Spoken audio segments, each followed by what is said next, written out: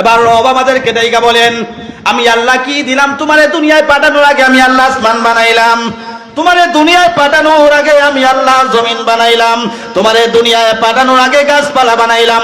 তোমারে দুনিয়ায় পাঠানোর আগে বান্দা মাটি বানাইলাম। তোমারে দুনিয়ায় পাঠানোর আগে বাতাস বানাইলাম। তোমারে দুনিয়ায় পাঠানোর আগে আমি আল্লাহ আগুন বানাইলাম।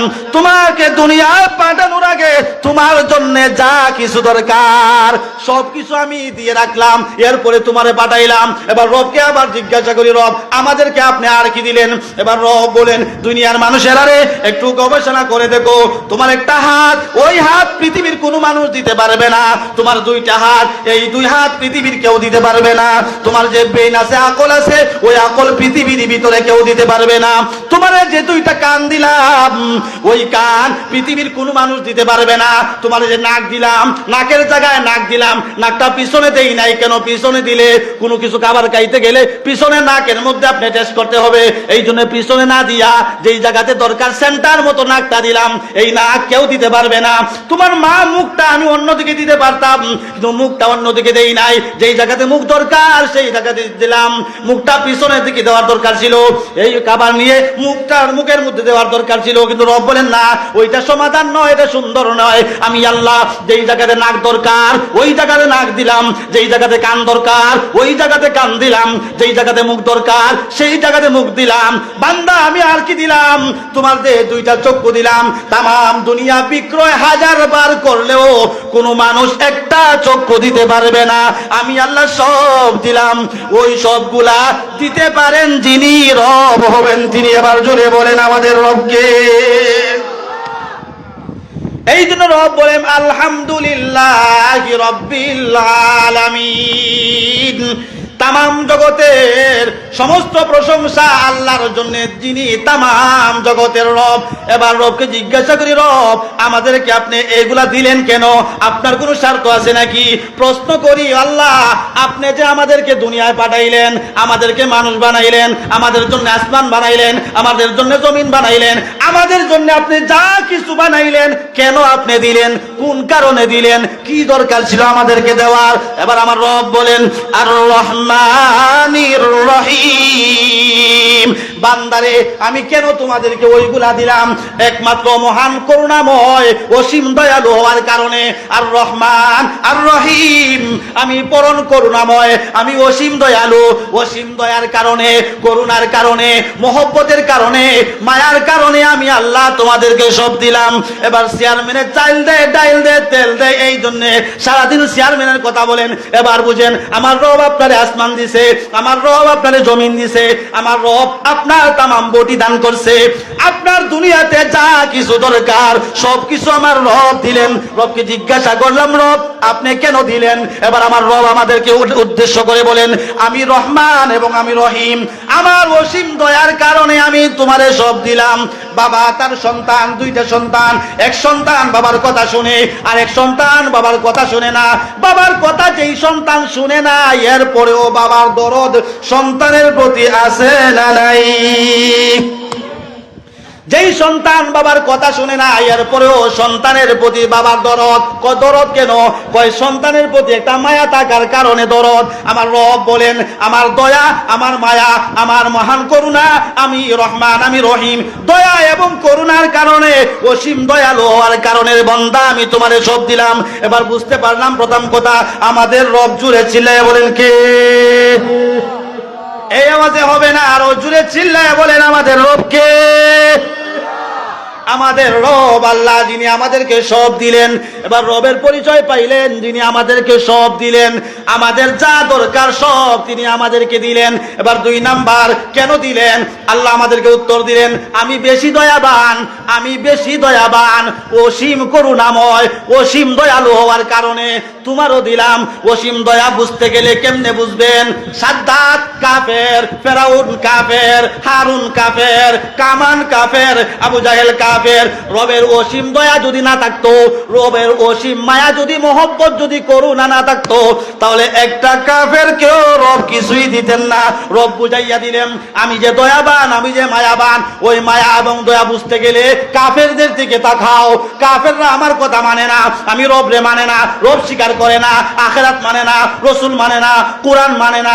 এরপরে আমি অসীম দয়ালু এবং করুণাময় হওয়ার কারণে কাফেরকেও দিলাম, তোমারও দিলাম। কেন দিলাম? দয়া কম হওয়ার কারণে না বেশি হওয়ার কারণে? রব 3 নম্বরে আমাদেরকে বলেন মালিক ইয়াউমিদ্দিন। এবার রব আমাদেরকে বলেন আমি তোমার রব, আমি তোমারে সব দিলাম। এবার আপনাদের কাছে আমার প্রশ্ন, যিনি সব দেয় তিনি কি আমাদের উদ্দেশ্য হলো, আমাদের করুণা হলো, আমাদের দায়িত্ব হলো যিনি সব দেয় তার প্রশংসা করা, যিনি সব দেয় তার ভালোবাসা, যিনি সব দেয় তার মহব্বত করা। এই বানিয়াগাঁও মাদ্রাসায় যদি কোনো মানুষ, কোনো যুবক, কোনো বৃদ্ধ লোক, কোনো মুরব্বী যদি বেশি বেশি টাকা দেয়, মাদ্রাসাতে ইট দেয়, চাইল দেয়, টাকা দেয়, বিভিন্ন পয়সা দেয়, এই মাদ্রাসার মুহতামিম তারে মহব্বত করবে। কয় কেন মহব্বত করো ভাই? যদি বলি ভাই হেলাল ভাই আপনি মহব্বত করেন কারণটা কি? কই তিনি আমার মাদ্রাসায় ঈদ দেয়, টাকা দেয়, পয়সা দেয়, চাইল দেয়, মাদ্রাসা শিক্ষকের বেতন দেয়, এই জন্যে আমি হেলাল হইয়া আমি ওই বৃদ্ধ লোককে মহব্বত করি, উনি দেয় এই জন্য মহব্বত করি। এবার আমাদেরকে সব দিলেন, জুড়ে বলেন কে? তাহলে যিনি আমাকে, যদি মাদ্রাসার এই এলাকার একজন বৃদ্ধ লোক মাদ্রাসায় এত কিছু দেওয়ার কারণে মুহতামিম সাহেব যদি ওই বৃদ্ধ লোককে মহব্বত করে, আমার আল্লাহ আমারে সব দিলেন। এবার প্রশ্নের জবাব দেন, আমার আল্লাহ সব দিলেন, এবার আমি আমার মহব্বতটা দুনিয়ার মানুষের জন্য না আল্লাহর জন্য? আল্লাহর জন্য। আল্লাহ সব দিলেন এই জন্য আল্লাহর জন্য মহব্বত। এবার আমার রব আমাদেরকে বলেন, দাইকা বলেন মালিক ইয়াউমিদ্দিন। বান্দা সব দিলাম রে, ভালো কথা, তোমরা রে সব দিলাম, আমি তোমার রব, আমি তোমাদেরকে সব দিলাম দয়ার কারণে, মায়ার কারণে। তবে জানিয়া রাখো তোমাদেরকে দুনিয়াতে পাঠাইলাম এমনি এমনি পাঠাই নাই, আমি কোনো কাজ অবশ্যই পাঠাইলাম। আমি তোমাদেরকে এমনি এমনি বেহুদা দুনিয়ায় আগমনের জন্য, ঘোরাফেরা করার জন্য, মস্তানি করার জন্য পাঠাই নাই। মালিক ইয়াউমিদ্দিন। আমি যেমন দয়ালু, আমি যেমন করুণাময়, আমি যেমন অসীম দয়ালু, আমি ঠিক তেমনি ভাবে মালিক ইয়াউমিদ্দিন, বিচার দিনের মালিক। কিয়ামতের ময়দানে বিচার দিনের মালিক, জুড়ে বলেন কে? তো এবার প্রশ্ন জাগে, রব আপনি এত মহব্বত করে আমাদের কি দিলেন? আমাদেরকে সব কিছু দিলেন, আমাদেরকে বানাইলেন, আপনি এত মহব্বত করে মায়া করে সব দিলেন, এবার বিচারের কথা হঠাৎ করে কেন বলেন? বিচারের কথা হঠাৎ করে কেন বলেন? আমার রব বলেন বিচারের কথা এই জন্য বললাম, আমার যত বিধান দুনিয়াতে তোমারে দিলাম, ওই বিধান যদি না মানো, ওই বিধান যদি না মানো, ওই বিধান যদি না মানো, তাহলে মালিক ইয়াউমিদ্দিন, আমি বিচার দিনের মালিক, আমি কিয়ামতের দিন বিচার দিনের মালিক। এখান থেকে বোঝা যায় আল্লাহ দুনিয়াতে আমাদেরকে পাঠাইছে এমনি এমনি নয়, আমাদেরকে দুনিয়ায় পাঠাইলেন আল্লাহর বান্দাগি করার জন্য, আল্লাহর ইবাদত করার জন্য। পরের আয়াতে আল্লাহ বুঝাইয়া দিলেন ইয়্যাকা না'বুদু ওয়া ইয়্যাকা নাস্তাঈন। এবার ভিতরে প্রশ্নের জবাবের উত্তর হয়ে গেল, আমারে পাঠানেওয়ালা আল্লাহ, বানানেওয়ালা আল্লাহ, দেনেওয়ালা আল্লাহ, আবার বিচারের মালিকও আল্লাহ। আমারে পাঠানেওয়ালা, জুড়ে বলেন কে? এত কম আওয়াজে হবে, আমাদেরকে দুনিয়ায় পাঠানেওয়ালা কে? আরো জুড়ে জবান উজাড় করে বলেন আমাদেরকে পাঠানেওয়ালা কে? আবারও জুড়ে বলেন আমাদের রবকে। আমারে পাঠানেওয়ালা, দেনেওয়ালা সবকিছু আল্লাহ। আমার পরকালের বিচারের মালিককে বোঝা গেল। বিচারের মালিকের কথা উল্লেখ করার কারণে প্রশ্নের জবাব আসে, নিশ্চয় আল্লাহ যেহেতু বিচারের কথা বলেছেন, অবশ্যই আমাদের একটা বিচার হবে। কি বিচার? রব বলেন ইয়্যাকা না'বুদু ওয়া ইয়্যাকা নাস্তাঈন। বান্দা তুমি বলো আল্লাহ আমরা আপনার ইবাদত করি, আপনার কাছে সাহায্য প্রার্থনা করি, আমরা আল্লাহর ইবাদত করি, আল্লাহর কাছে সাহায্য প্রার্থনা করি। কেন ইবাদত করবা? ইবাদত করবা এই কারণে তোমার রব তোমাকে তোমাকে পাঠানেওয়ালা আল্লাহ, তোমারে সব কিছু দেনেওয়ালা আল্লাহ, তোমার দুনিয়ার জগতের সব কিছু কন্ট্রোল করনেওয়ালা আল্লাহ, তোমার কবর জগতের দেখনেওয়ালা আল্লাহ, তোমার হাসরের ভিতরে আল্লাহ উদ্ধার করার মালিক আল্লাহ, তোমার আমলনামা দেওয়ার মালিক আল্লাহ, তোমার ফুলসিরাত পার করনেওয়ালা আল্লাহ, তোমাকে জান্নাত দেওয়ার মালিক কে? এই জন্য রব বলেন মালিক ইয়াউমিদ্দিন, ইয়্যাকা না'বুদু ওয়া ইয়্যাকা নাস্তাঈন। আল্লাহ যেহেতু বিচারের কথা উল্লেখ করলেন, ওই কথা তারা আল্লাহ বুঝাইতে চান, ওরে দুনিয়ার মানুষেরা, এমনি এমনি তোমার সন্তানরে বিদেশ পাঠাও নাই, এমনি এমনি তোমার সন্তানরে হাওরে পাঠাও না, এমনি এমনি তোমার বাচ্চারে দোকানে পাঠাও না, উদ্দেশ্য দিয়া পাঠাও।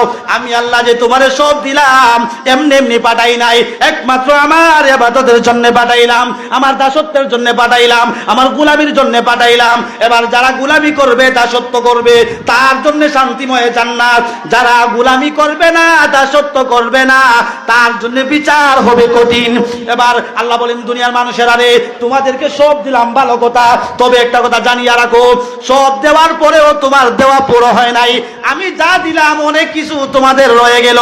দুনিয়ায় তোমার জন্য অনেক কিছু দরকার, দুনিয়ায় জগতে তোমার জীবন যাপন করতে গেলে আমি আল্লাহর কাছ থেকে অনেক কিছু দরকার। জোরে বলেন, দুনিয়ায় চলতে গেলে দরকার আছে না নাই? আল্লাহ শেষে 4 নম্বর আয়াতে বলেন ইয়্যাকা না'বুদু, বলো বান্দা ইয়্যাকা, আল্লাহ ইয়্যাকা আপনার, না'বুদু আমরা আপনার ইবাদত করি, আপনার কাছে সাহায্য প্রার্থনা করি, ওয়া ইয়্যাকা নাস্তাঈন আপনার ইবাদত করি, আপনার কাছে সাহায্য প্রার্থনা করি। ইবাদত এক বিষয়, সাহায্য আরেক বিষয়। ইবাদত এক জিনিস, সাহায্য আরেক জিনিস। ইবাদত বলা হয় আল্লাহর বندگی করা, আল্লাহর ইবাদত করা, আল্লাহর দাসত্ব করা, আল্লাহর গোলামি করা। আল্লাহ বলেন শুধু ইবাদত করলে হবে না, আমার কাছে সাহায্য প্রার্থনা করতে হবে। এবার রবকে বলি, রব আপনার কাছে সাহায্য কি দরকার? আপনি তো আমাদেরকে এমনি দেন। আল্লাহ বলেন না, যা কিছু দিলাম তো দিলামই, এরপরে তুমি আমার কাছে সাহায্য দরকার। এবার রবকে বলি আপনার কাছে সাহায্য কেন চাবো, কারণ কি? এবার রব বলেন তোমার দুনিয়ার জগতে যা কিছু দরকার আমি আল্লাহ ছাড়া দেনেওয়ালা নাই। আমার যা কিছু দরকার, আমি আহমদ হুসাইনের যা কিছু দরকার সব কিছু দেনেওয়ালা আমার আল্লাহ। এবার আমার যদি কিছু চাইতে হয়, আমি যদি কোনো কিছু চাইতে হয়, তাহলে কার কাছে চাওয়া দরকার? আল্লাহর কাছে চাওয়া দরকার। এই জন্য আল্লাহ বলেন বান্দারে, তোমার দুনিয়ার জগতে সব কিছু চাওয়া দরকার, তোমার যা কিছু দরকার দুনিয়ার কেউ দিতে পারবে না, আমি আল্লাহ ছাড়া কেউ দিতে পারবে না। এবার যদি বলি আল্লাহ আমারে দেনেওয়ালা অনেক মানুষ আছে, আল্লাহ বলেন না, যতই মানুষ দুনিয়ার মানুষ দেয়, ওই দুনিয়ার মানুষের দ্বারা তোমার পূর্ণ হবে না, দুনিয়ার মানুষের দেওয়ায় তোমার পূর্ণ হবে না। এবার রবকে বলি, রব আপনার কাছে সাহায্য ছাড়া আমি চলতে পারবো। এবার রব আমাকে বলেন বান্দা, আমি আল্লাহর সাহায্য ছাড়া তোমার একটা সেকেন্ডও চলার কোনো সুযোগ নাই। রবকে জিজ্ঞাসা করি, রব আপনার দেওয়া ছাড়া আমার চলার কোনো সাহায্য, আমার চলার কোনো ক্ষমতা নাই, বুঝতে পারি না, আমাদেরকে একটু বুঝাইয়া দেন। এবার রব বলেন দুনিয়ার মানুষেরা রে, আমি আল্লাহ যদি 24 ঘন্টার ভিতরে 2টা মিনিট অক্সিজেন বন্ধ করে দেই, বলেন তো আপনাদের চলার কোনো সুযোগ আছে? এই জন্য রব বলেন ইয়্যাকা না'বুদু ওয়া ইয়্যাকা নাস্তাঈন। বান্দা আমার ইবাদত করবা, বলো বান্দা যে আল্লাহ আপনার ইবাদত করি, আপনার কাছে সাহায্য চাই। ইবাদত করবা এই জন্য যে আমারে তোমারে আমারে আল্লাহ বানাইছে, এই জন্য ইবাদত করবা। আর সাহায্য প্রার্থনা করবা তোমার জান্নাত পর্যন্ত, সব কিছুর ভিতরে সাহায্য করনেওয়ালা আমি আল্লাহ। আল্লাহকে জিজ্ঞাসা করলাম, আল্লাহ আপনার সাহায্য দরকার নাই। এবার আল্লাহ জবাব দিলেন, বান্দা একটা সেকেন্ডের জন্য যদি আমি আল্লাহ অক্সিজেন বন্ধ করে দেই, বেশি নয় 2টা মিনিট যদি এই বানিয়াগাঁও এলাকায় অক্সিজেন বন্ধ থাকে, বলেন তো কোনো মশা মাছি তো দূরের কথা, একটা মানুষও বাঁচার কোনো সুযোগ আছে? তাহলে সাহায্যের মালিক জুড়ে বলেন কে? তো আসতে জুড়ে বলেন, সাহায্য করার মালিক জুড়ে বলেন কে?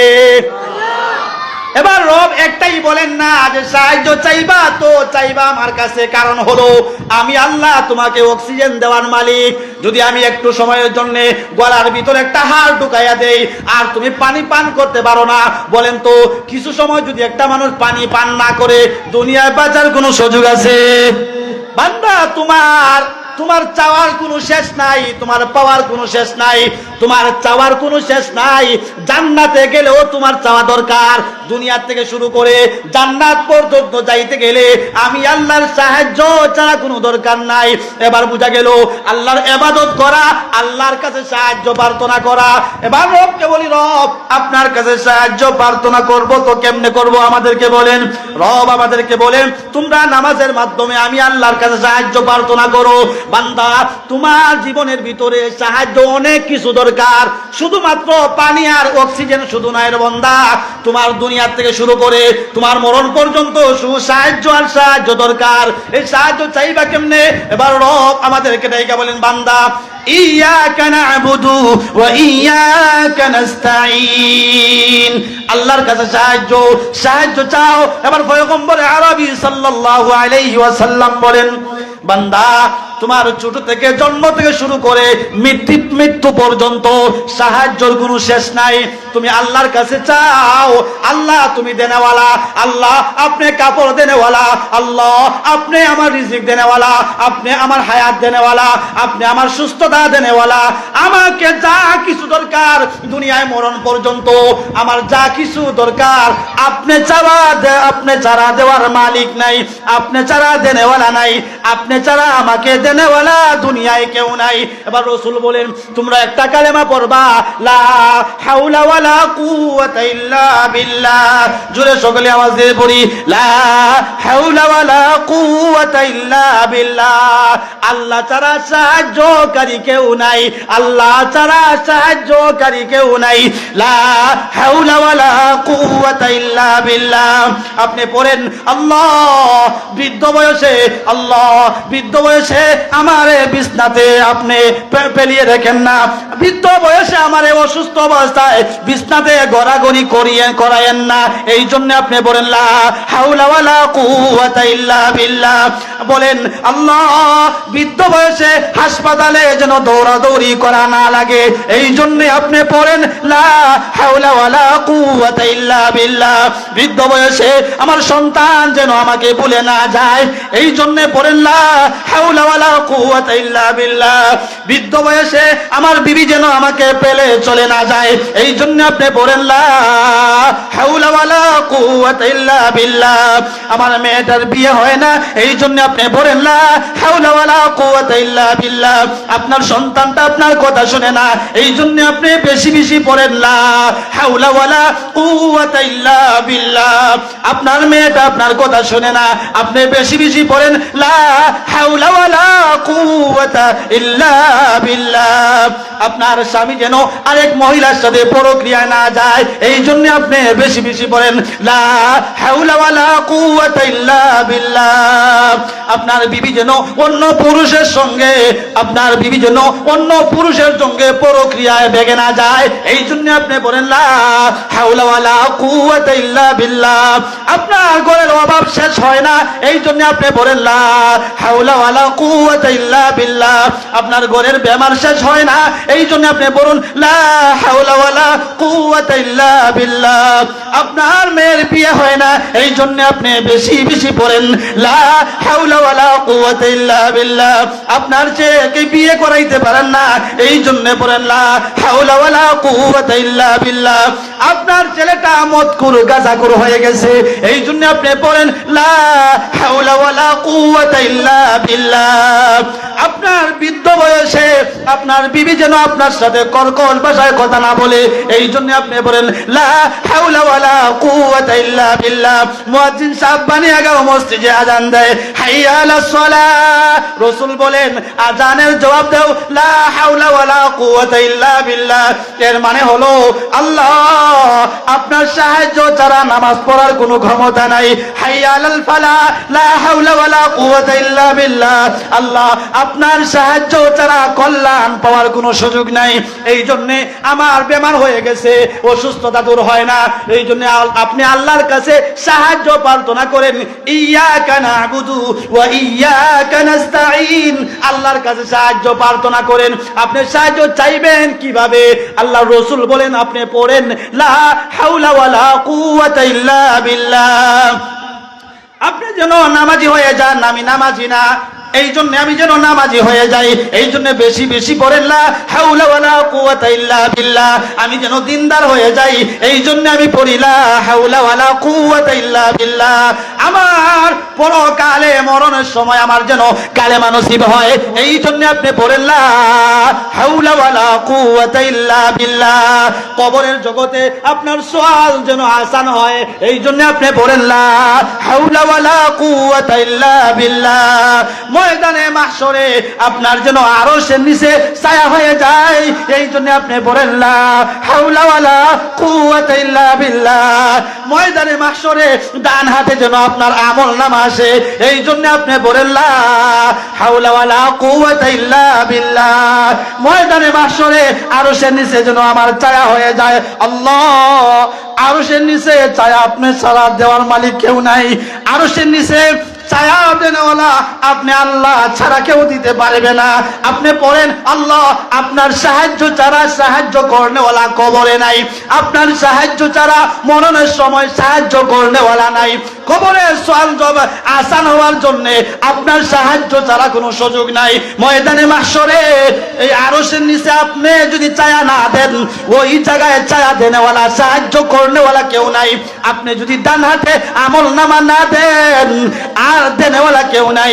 আপনি দুফুল সিরাতের পুল পার না করে দেন, আমাকে ওই জায়গায় সাহায্য করনেওয়ালা নাই। আমারে যদি আপনি জান্নাতে না দেন, এই জান্নাতে দেনেওয়ালার ভিতরে সাহায্যকারী কেউ নাই।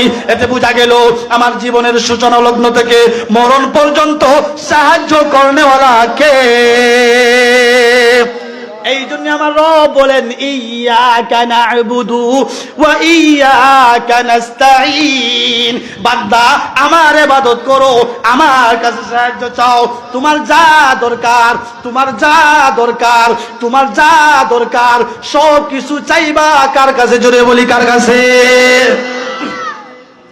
রাবিয়া বসরি রাহমাতুল্লাহি আলাইহি, তিনি আল্লাহর একজন আবেদা সালেহা মহিলা।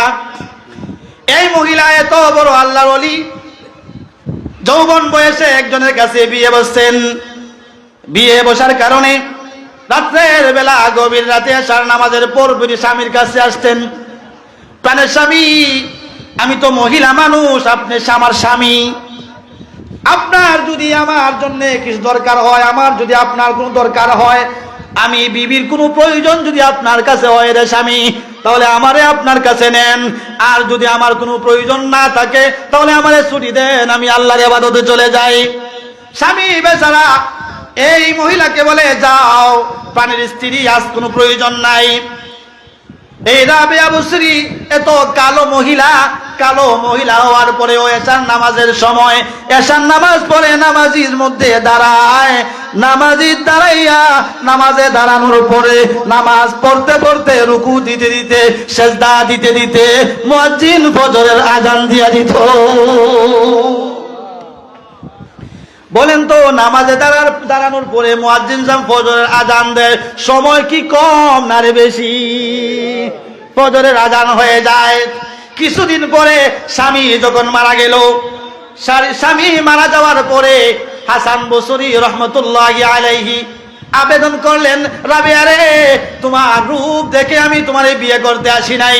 রাবেয়া, তোমার রূপ দেখতে দেখে আমি আসি নাই, তোমার বংশ দেখে আসি নাই, তোমার ধন সম্পদ দেখে আমি আগমন করি নাই রে রাবেয়া। তোমার কাছে একটাই চাই, তুমি আমাকে স্বামী হিসাবে গ্রহণ করো। রাবেয়া বলে, ওগো আল্লাহর ওলি হাসান, আপনার কাছে আমার একটা আবেদন, 4টা প্রশ্নের জবাব দিবা, আপনার কাছে বিয়ে বসবো। এবার রাবেয়া বলে, 4টা প্রশ্ন একটা একটা করে শুনেন। হাসান বলে, তোমার প্রশ্ন কি?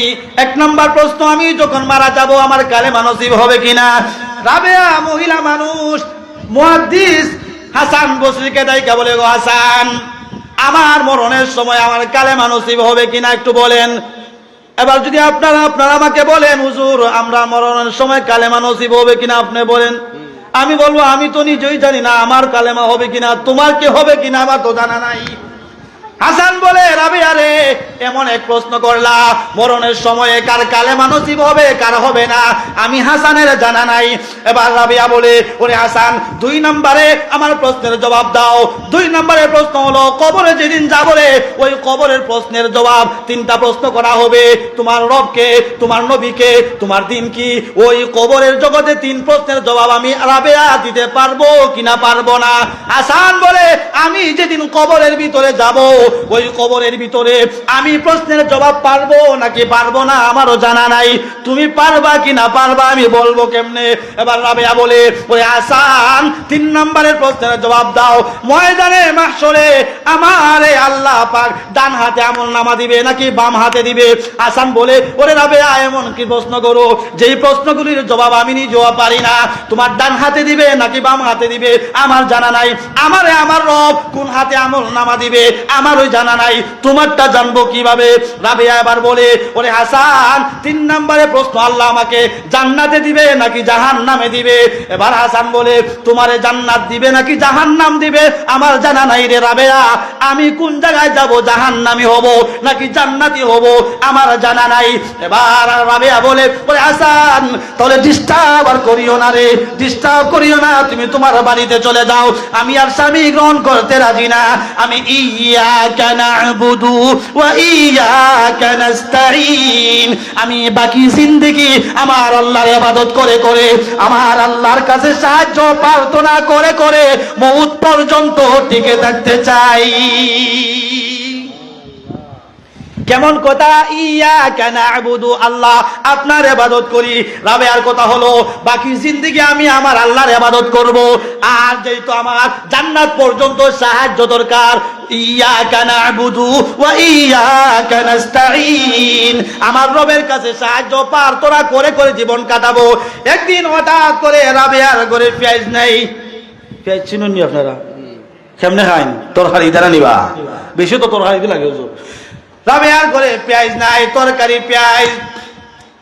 সকালবেলা ঘুম থেকে ওঠার পরে আসমানের দিকে তাকায়া বলে রব আমার কোনো খাদেম নাই, খাদেমা নাই, আমার কোনো মা নাই, ভাই নাই, বোন নাই রে, আমার কোনো স্বামী নাই, আমার ঘরে পেঁয়াজ নাই, কে আমারে পেঁয়াজ দেবে।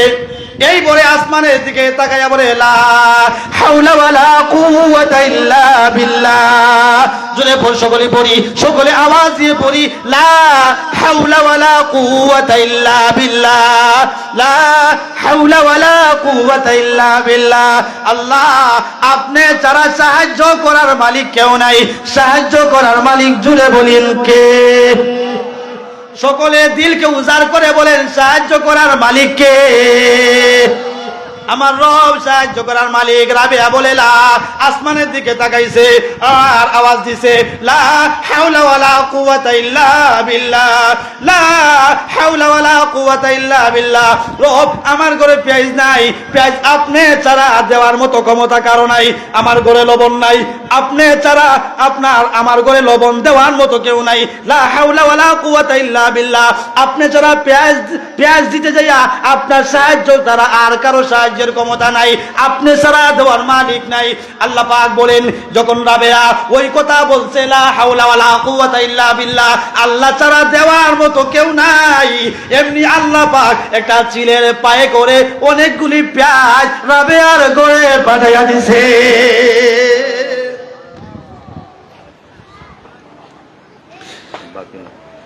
তাহলে বোঝা গেল ইবাদত যদি করতে হয় ইবাদত কার?